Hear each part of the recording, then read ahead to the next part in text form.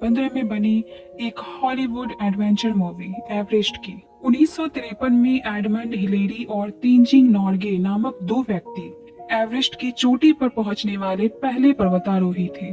उसके बाद अगले 40 वर्षों में केवल प्रोफेशनल पर्वतारोही ही वहां तक पहुंच पाए। 1992 में न्यूजीलैंड के रॉब हॉल नामक व्यक्ति ने आम लोगों को एवरेस्ट पर पहुंचाने का व्यवसाय शुरू किया और अगले 4 सालों में उसकी कंपनी एडवेंचर कंसल्टेंट्स ने 19 लोगों को सफलतापूर्वक शिखर तक पहुंचाया। 1996 में स्कॉट फिशर की माउंटेन मैडनेस जैसी कंपनियां भी रॉब हॉल के नक्शे कदम पर चलने लगी और उसी साल 20 से अधिक पर्वतारोही दलों ने एवरेस्ट पर चढ़ने की तैयारी की। मूवी की शुरुआत में हमें रॉब हॉल को दिखाया जाता है, जो एक बार फिर एक नए ग्रुप मेंबर्स के साथ एवरेस्ट की चढ़ाई के लिए जाने वाला है। इसके लिए वो न्यूजीलैंड से नेपाल के लिए निकलता है। रॉब की वाइफ जो अभी प्रेग्नेंट है, वो एयरपोर्ट पर उसे छोड़ने आती है। रॉब की वाइफ रॉब से कहती है, मैं तुम्हारा इंतजार करूंगी और हमारा बच्चा भी। इसी पर रॉब कहता है, मुझे वापस आने से कोई नहीं रोक सकता, तुम अपना ध्यान रखना। यह कहकर रॉब वहाँ से निकलता है। तारीख होती है 30 मार्च 1996, जहाँ हमें काठमांडू नेपाल में कुछ लोगों को दिखाया जाता है जो एडवेंचर कंसल्टेंट्स कंपनी यानी कि रॉब हॉल के साथ एवरेस्ट की चढ़ाई करने वाले हैं। इस ग्रुप में रॉब, बैक, स्कॉट, डग, टिम आदि लोग। यह कुल 13 लोगों का ग्रुप है। इस ग्रुप में यासुको नाम्बा नामक एक महिला पर्वतारोही है जो दुनिया के 7 पहाड़ों में से 6 पहाड़ों पर चढ़ाई कर चुकी है। इनका यह पूरा सफर 40 दिनों का होता है। इन्हें 10 जून को दोपहर तक एवरेस्ट के शिखर पर पहुंचना है। अब ये सभी हेलीकॉप्टर पर बैठकर 9,383 फीट ऊंचाई पर स्थित लुकला पहुंचते हैं। अब यहाँ से इनका पैदल सफर शुरू होता है। इसके बाद ये सभी 12,687 फुट की ऊंचाई पर स्थित तैंगबोच मठ पहुंचते हैं और ये सभी आगे बढ़ते हुए एवरेस्ट के बेस कैंप तक पहुंचते हैं जो 17,600 फुट की ऊंचाई पर स्थित है। इस साल यहाँ कई देशों के लोग आए हुए हैं। यहाँ लगभग 20 टीमें हैं जो एवरेस्ट की चढ़ाई करने वाले हैं। रॉब हॉल जो कि अपने ग्रुप का ग्रुप लीडर है, वो सभी को base camp manager Helen Wilton से इंट्रोड्यूस करवाता है। पर्वतारोहियों के लिए एवरेस्ट पर चढ़ने के लिए सबसे जरूरी चीज है ऑक्सीजन। जैसे जैसे ऊंचाई बढ़ती जाती है, ऑक्सीजन की कमी होने लगती है। वहाँ कुछ समय के अंतराल पर ही बर्फीले तूफान आते हैं। दरारें इतनी गहरी होती है कि उनका तह नजर नहीं आता। सूरज की रोशनी इतनी तेज होती है कि आंखें चकाचौंध हो जाती है, जिससे कुछ भी साफ नजर नहीं आता। पहाड़ की सीधी चढ़ाई होने के कारण यहाँ यात्रियों की सुविधा के लिए कई कंपनियों ने रस्सियां और सीढ़ियां लगाई हुई हैं। अब इन सभी का सफर शुरू होता है और 19,500 फुट की ऊंचाई पर ये सभी कैंप 1 में पहुंचते हैं। इसके बाद ये सभी 21,300 फुट की ऊंचाई पर 23 अप्रैल को कैंप 2 में पहुंचते हैं। अब ग्रुप मेंबर अपनी टीम डॉक्टर से अपना मेडिकल चेकअप करवाते हैं। इसी दौरान ग्रुप मेंबर बैक वेदर अपनी वाइफ से सैटेलाइट फोन से बात करता है। दरअसल बैक अपनी वाइफ को बताना भूल गया था कि वो एवरेस्ट की चढ़ाई करने जा रहा है। इससे बैक की वाइफ काफी नाराज होती है। रात में यहाँ सभी छोटी सी पार्टी करते हैं और सुबह चढ़ाई के लिए चलना शुरू करते हैं और अब ये सभी 23,400 फुट की ऊंचाई पर पहुंच चुके हैं। यहाँ इन्हें एक बर्फीली दरार का सामना करना पड़ता है। बैक इस दरार में गिरने ही वाला होता है, लेकिन रॉब उसे बचा लेता है। लगातार चढ़ाई के बाद ये लोग कैंप में रुकते हैं, जहाँ रॉब हॉल जिसकी वाइफ प्रेग्नेंट है, उसे पता चलता है कि उसे बेटी होने वाली है, इसलिए वो बहुत खुश होता है। फिर वो अपनी पत्नी को कॉल करता है और उसे बताता है कि वे सभी अब अपनी आखिरी चढ़ाई करने वाले हैं और वो अपनी पत्नी से बोलता है कि वो अपनी बेटी का नाम सारा रखेगा। अब ये सभी अपना सफर शुरू करते हैं और 19,500 फुट की ऊंचाई पर कैंप 1 में पहुंचते हैं और अब लगातार सफर के बाद ये 21,300 फुट की ऊंचाई पर स्थित कैंप 2 तक पहुंचते हैं। इसी दौरान रॉब की कैंप मैनेजर हेलेन उसे कॉल करती है और उसे कहती है आने वाले दिनों में मौसम खराब होने का अनुमान है। रॉब उसे कहता है यहाँ मौसम का कोई अनुमान नहीं होता क्योंकि पहाड़ अपना मौसम खुद बनाते हैं। अब अगली सुबह इन्हें साफ मौसम दिखाई देता है और ये अपनी चढ़ाई तेजी से शुरू करते हैं और 26,085 फुट की ऊंचाई पर स्थित कैंप 4 तक पहुंचते हैं।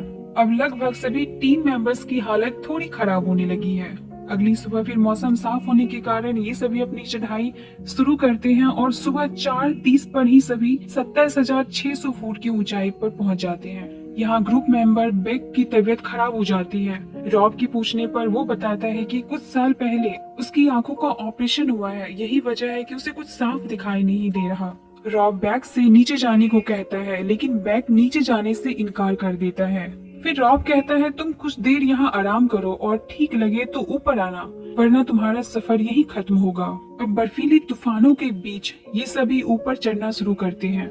आगे बढ़ने पर उन्हें पता चलता है कि ऊपर रस्सियां नहीं हैं और ये सभी रस्सियां बांधना शुरू करते हैं। अब रॉब का एक साथी जिसका नाम डग है, उसकी तबीयत खराब होने लगती है। रॉब उससे कहता है, मंजिल बहुत करीब है, थोड़ी सी हिम्मत और करो।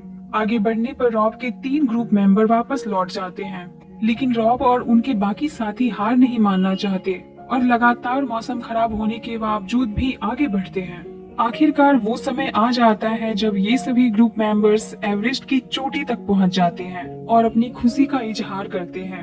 ग्रुप में शामिल यासुको नाम्बा अपना 7वां शिखर फतेह कर चुकी है। इसके लिए रॉब उसे बधाई देता है। अब सब वापस लौट ही रहे होते हैं कि रास्ते में रॉब को डग मिल जाता है, जिसकी तबीयत खराब होने के कारण वो धीरे धीरे ऊपर बढ़ रहा था। रॉब उससे कहता है कि अब हमें वापस चलना चाहिए, लेकिन डग मना कर देता है।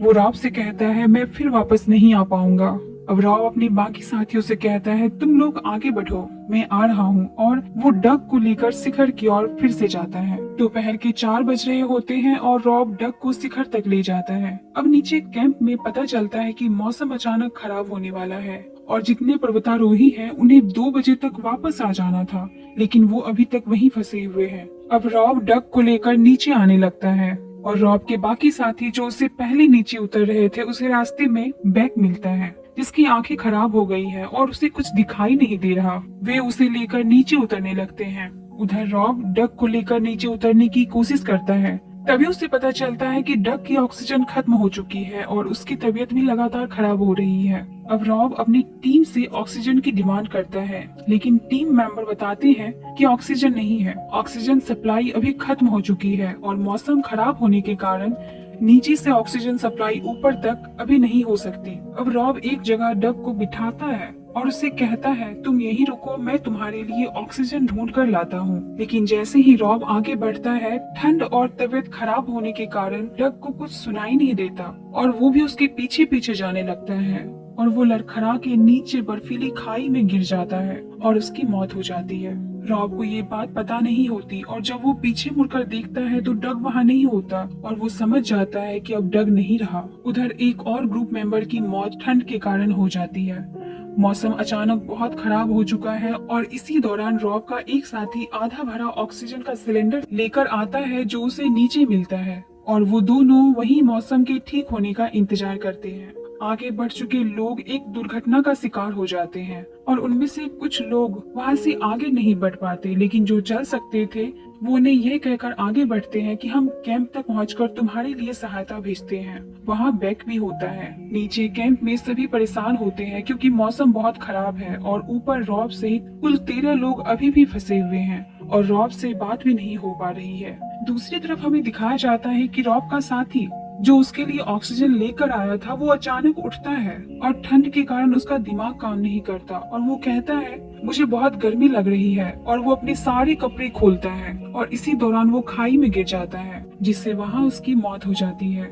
रॉब जो कि अभी बेहोशी की हालत में है, उसे कुछ भी पता नहीं चलता है।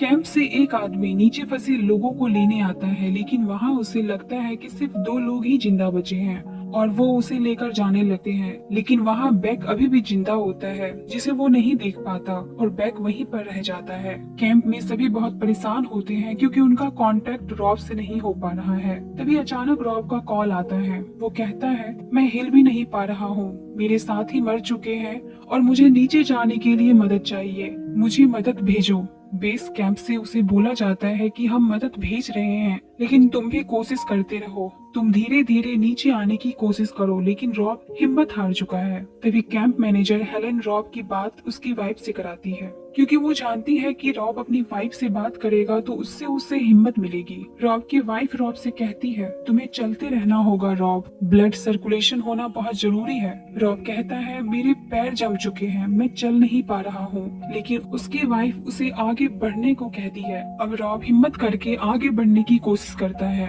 इधर कैंप से रॉब के लिए रेस्क्यू टीम भी भेजा जाता है, लेकिन मौसम अधिक खराब होने के कारण रेस्क्यू टीम वापस लौट जाती है। रॉब को ये बात बताई जाती है तो वो वापस अपनी जगह पर आ जाता है और कहता है मुझे एक रात और यहाँ बिताना पड़ेगा। हेलेन फिर से रॉब की वाइफ को कॉल करती है और सारी बात बताती है। रॉब की वाइफ हेलेन से कहती है आपको उसे रात होने से पहले ही लाना पड़ेगा, वो एक रात और बर्दाश्त नहीं कर पाएगा। हेलेन कहती है ऊपर बहुत तेज तूफान आया हुआ है। फिर रॉब की बात उसकी वाइफ से करवाई जाती है। रॉब अपनी वाइफ से कहता है शायद मैं तुमसे और सारा से नहीं मिल पाऊंगा, तुम अपना ध्यान रखना। यह कहते हुए वो अपनी वाइफ को गुड बाय बोल देता है। दूसरी तरफ हमें बैक को दिखाया जाता है जो अभी भी जिंदा है। उसे हैलुसिनेशन हो रहा है। हैलुसिनेशन में वो अपनी पत्नी और बच्चों को देखता है, जिससे उसे हिम्मत मिलती है और उस हिम्मत के कारण बैक चलता हुआ कैंप तक पहुंच जाता है। हेलेन बैक के जिंदा होने की खबर उसकी वाइफ को देती है और कहती है कि उसे पहाड़ियों से नीचे लाना अभी संभव नहीं है। इस पर बैक की वाइफ कहती है मैं हेलीकॉप्टर का इंतजाम कर दूंगी और बैक की वाइफ नेपाल में स्थित अमेरिकन एम्बेसी को कॉल करती है और हेलीकॉप्टर की व्यवस्था करवाती है। हालांकि ये आसान काम नहीं था, लेकिन फिर भी बहुत ही मुश्किल के बाद बैक को रेस्क्यू कर लिया जाता है। अब बैक अपने घर पहुंचता है और उसकी पत्नी उसे देखकर इमोशनल हो जाती है, क्योंकि ठंड के कारण बैक के हाथ और उसके नाक खराब हो चुके थे, जिसे काटना पड़ा था। अब रॉब का पार्थिव शरीर जितने लोगों ने वहाँ जान गंवाई थी उनके साथ पहाड़ियों में ही रह गया। जुलाई 1996 में रॉब को बेटी हुई। उसकी पत्नी ने उसका नाम सारा रखा। इसी के साथ इस मूवी का द एंड होता है।